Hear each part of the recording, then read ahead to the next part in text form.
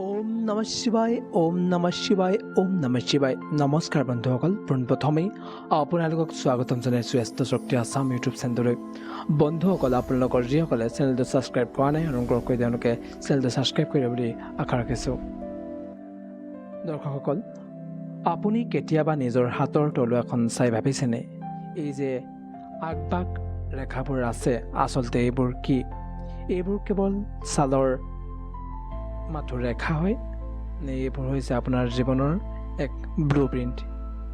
কিছুমান ৰেখাই আপোনাক ৰাতিটোৰ ভিতৰতে কোটিপতি বনাব পাৰে আৰু কিছুমান জীৱনলৈ নমাই নিব পাৰে ভয়ংকৰ বিপদ আৰু দৰিদ্ৰতা।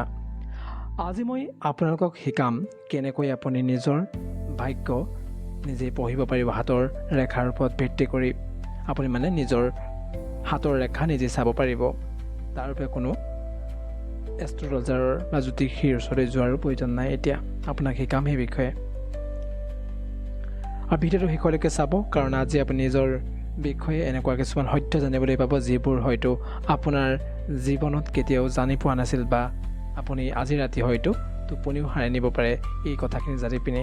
গতিকে ভিডিঅ'টো শেষলৈকে চাব। ভিডিঅ'টো ভাল পালে বন্ধু বান্ধৱৰ মাজত শ্বেয়াৰ কৰিব। আমি প্ৰথমেই আলোচনা কৰিম যে প্ৰাথমিক কথাটো হৈছে আপুনি কোনখন হাত চাব। আচলতে বহুতৰ মনত প্ৰশ্ন উদয় হয়, সোঁ হাতখন চাবনে বাওঁ হাতখন চাব? হস্তৰেখা বিজ্ঞান অনুসৰি আপোনাৰ কৰ্মহাতখন আপোনাৰ যিখন এক্টিভ হাত, যিখন হাতে আপুনি কাম বন কৰে, অৰ্থাৎ আপুনি যিখন হাতেৰে বেছি কাম কৰে লিখে, সেইখন হাতৰ ৰেখাই আপোনাৰ বৰ্তমানৰ ভৱিষ্যত নিৰ্ধাৰণ কৰে। আনখন হাতে আপোনাৰ জন্মগত ভাগ্য বুজায়। আমি এতিয়া হাতৰ প্ৰধান ৰেখাসমূহ আৰু ইয়াৰ ভয়ংকৰ সত্যৰ বিষয়ে আলোচনা কৰিম। আপোনালোকৰ প্ৰত্যেকজনৰে হাতৰ ৰেখাৰ ওপৰত কি কি ৰেখা আছে সেইখিনি আমি আলোচনা কৰিম, আৰু তাৰ পৰা ইয়াৰ ফলত আপুনি কি হ'ব, আপোনাৰ কি বুজাই ৰেখাডালে সম্পূৰ্ণ বিস্তৃতভাৱে জানিম। এতিয়া প্ৰথমে আলোচনা কৰিছোঁ জীৱন ৰেখা। জীৱন ৰেখা বা মৃত্যু বা আয়ুসৰ ৰেখা বা ইয়াৰ ৰহস্য প্ৰকাশ কৰে। অৱস্থান: বুঢ়া আঙুলি আৰু তৰ্জনী আঙুলিৰ মাজৰ পৰা আৰম্ভ হৈ তললৈ মণিবন্ধলৈকে যোৱা ৰেখাডাল হৈছে জীৱন ৰেখা। আমি চিত্ৰত ছাইডত দেখাই দিছোঁ, সেইকেইডাল আপুনি চাই ল'ব। তাত আমি নামকৰণ কৰি দিছোঁ। কি বুজাই? ই আপোনাৰ বয়স, স্বাস্থ্য, জীৱনৰ ডাঙৰ দুৰ্ঘটনাৰ বিষয়ে কয়। আৰু ইয়াৰ সাৱধান কি হয়, যদি আপোনাৰ জীৱনৰ ৰেখা বা যিডাল আমি লাইফ লাইন বুলি কওঁ সেইডাল গভীৰ আৰু স্পষ্ট, তেন্তে আপুনি দীৰ্ঘায়ু হ'ব। কিন্তু যদি এই ৰেখা মাজতে কটা চিঙা থাকে তেন্তে অলপ আপুনি সাৱধান হোৱাৰ প্ৰয়োজনীয়তা আছে। ই জীৱনৰ কোনো এক ডাঙৰ পৰ্যায়ত ডাঙৰ দুৰ্ঘটনা বা ভয়ংকৰ ৰোগৰ আগজাননী নিদিয়ে। যদি আপোনাৰ এই ৰেখাডাল অলপ অস্পষ্ট, কটা চিঙা এনেকুৱা ধৰণৰ আছে, তেন্তে আপুনি জানিব আপোনাৰ জীৱনত ভয়ংকৰ দুৰ্ঘটনা বা ৰোগৰ আগজাননী।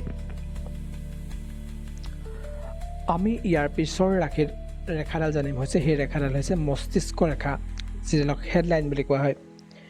বুদ্ধি আৰু মানসিক অৱসাদ আদিৰ বিষয়ে এই ৰেখাডালৰ নিৰ্ভৰ কৰে। ইয়াৰ অৱস্থান ক'ত আছে চিত্ৰত চাব।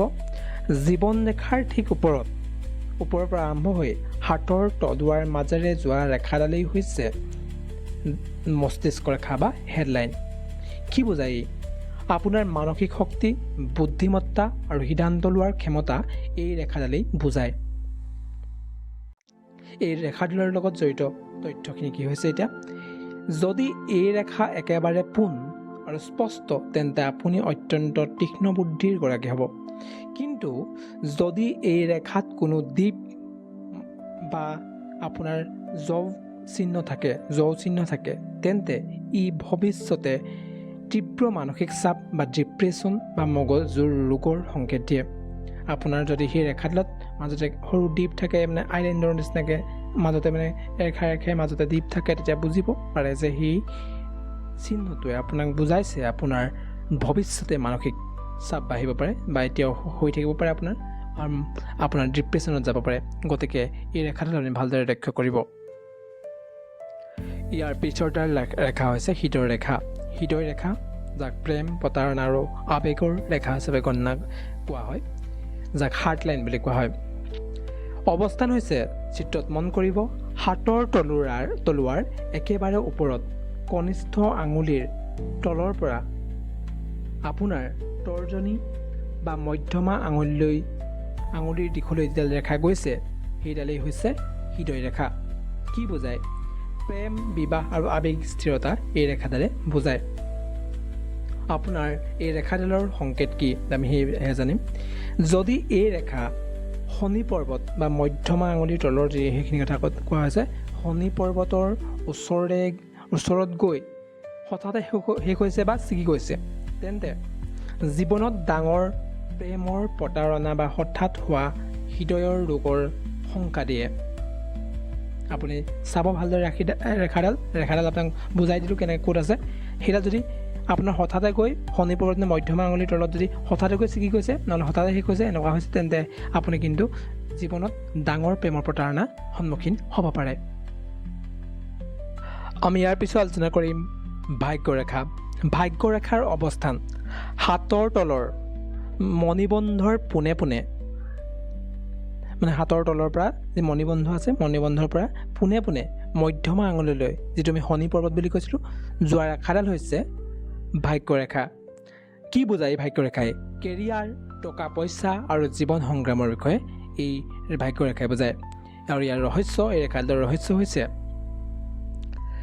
যাৰ হাতত এই ৰেখা স্পষ্ট আৰু কোনো কটা চিঙা নোহোৱাকৈ থাকে তেওঁলোকে মাটি চুলেই সোণ হয়। কিন্তু যদি আপোনাৰ হাতত ভাগ্যৰেখা নাই বা বৰ অস্পষ্ট হয়, তেন্তে আপুনি জীৱনত পদে পদে সংগ্ৰাম আৰু বাধাৰ সন্মুখীন হ'বলগীয়া হ'ব পাৰে। ভাগ্যৰেখাৰ মূল ৰহস্য এইটোৱেই। আমি ইয়াৰ পিছত আলোচনা কৰিম সূৰ্যৰেখা, ছানলাইন বুলি কয় যাক। অৱস্থান হৈছে অনামিকা আঙুলিৰ ৰিং ফিংগাৰ, যিটো আমি আঙুঠি পিন্ধাই যে, অনামিকা আঙুলিৰ তলত থিয় ৰেখাডাল যিটো পোনে পোনে এডাল ৰেখা গৈছে, সেই পোনে পোনে ৰেখাডালেই হৈছে সূৰ্যৰেখা। কি বুজায়? সমাজত মান সন্মান, খ্যাতি আৰু সফলতা এই ৰেখাডালে বুজায়। যদি আপোনাৰ এই ৰেখা আছে তেন্তে আপুনি যি ক্ষেত্ৰতেই নাথাকক কিয় খ্যাতি লাভ কৰিব আপুনি। কিন্তু ইয়াত যদি কোনো ক্ৰছ চিহ্ন থাকে তেন্তে সমাজত বদনাম, মিছা কলংক লগাৰ পূৰ্ণ সম্ভাৱনা আছে। এতিয়া আমি আলোচনা কৰিম আটাইতকৈ ইম্পৰ্টেণ্ট আৰু মানে মানুহৰ মাজত জানিব বিচৰা ধনৰ ত্ৰিভুজ, যিটোক মনি ট্ৰাইংগল বুলি কয়। আপুনি কোটিপতি হ'বনে? কি হ'ব? এই যিটো মনি ট্ৰাইংগল আছে সেইটোৱে বুজায়। আমি এতিয়া ভিডিঅ'টোত এটাকে গুৰুত্বপূৰ্ণ অংশলৈ আহিছোঁ। আপোনাৰ হাতত টকা ৰ'বনে নাই এই ত্ৰিভুজে নিৰ্ধাৰণ কৰিব। কেনেকৈ গঠন হয় এই ৰেখাডাল? এই ত্ৰিভুজটো মস্তিষ্ক ৰেখা, মই কৈছিলোঁ মস্তিষ্ক ৰেখা ক'ত আছে?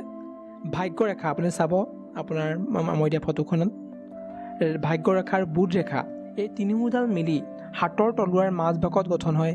এইডালেই হৈছে বুধ ৰেখা, মানে স্বাস্থ্য ৰেখা দেই, মিলি হাতৰ তলত যিটো ত্ৰিভুজ গঠন হয় সেইটোৱেই হৈছে ধনৰ ত্ৰিভুজ। আৰু ইয়াৰ ফলাফল এতিয়া জানিব পাৰিব। যদি বন্ধ ত্ৰিভুজ হয়, ক্ল'জ ট্ৰাইংগল হয় আপোনাৰ সেই ট্ৰাইংগলটো, যদি এই ত্ৰিভুজ তিনিওফালৰ পৰা সম্পূৰ্ণৰূপে বন্ধ হয় তেন্তে আপুনি অভিনন্দন লওক।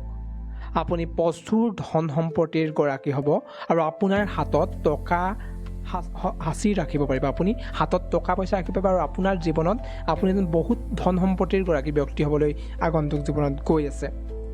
আৰু সেইবাবে মই অভিনন্দন জনাইছোঁ। আৰু খোলা ত্ৰিভুজ বা অপেন ট্ৰাইংগল থকাখনত কি হ'ব? এতিয়া যদি এই ত্ৰিভুজটো যিকোনো এটা চুক খোল খাই থাকে বা কটা থাকে তেন্তে ই অতি ভয়ংকৰ। আপুনি যিমানেই টকা ঘটিলেও পানীৰ দৰে টকা খৰচ হৈ যাব। আপুনি কেতিয়াও ধন সাঁচি ৰাখিব নোৱাৰিব আৰু আৰ্থিক সংকটত ভুগিব লাগিব। গতিকে বন্ধ ত্ৰিভুজৰ যিসকল ব্যক্তি তেওঁলোকৰ জীৱনলৈ প্ৰচুৰ ধন সম্পত্তি লাভৰ যোগ আছে। গতিকে এইখিনি মই আজি আগবঢ়াইছোঁ আপোনাক, ৰেখা আগবঢ়াইছোঁ। কি ৰেখা কেনেকৈ নিজেই চাব পাৰিব। এতিয়া আপোনাক নিজেই জানিব পাৰিব যে আপোনাৰ কেনেকুৱা ৰেখা কি হ'ব আপোনাৰ জীৱনত। এইবোৰ ভিডিঅ' সকলোলৈ নিদিয়ে, গতিকে আপুনি ভিডিঅ'টো ভাল পালে লাইক, কমেণ্ট, শ্বেয়াৰ কৰিব। আৰু যদি ভাল পায় আপুনি বন্ধুবৰ্গ, পৰিয়ালবৰ্গৰ মাজত শ্বেয়াৰ কৰিব। আৰু ইয়াকে আজিৰ ভিডিঅ'টোত কৈ মই সামৰণি মাৰিছোঁ। আৰু আগন্তুক ভিডিঅ'ত আপোনালোকে মোৰ পাব, গতিকে চেনেলটো ছাবস্ক্ৰাইব কৰি ৰাখিব। জয় শ্ৰীৰাম, জয় শ্ৰীৰাম, জয় শ্ৰীৰাম।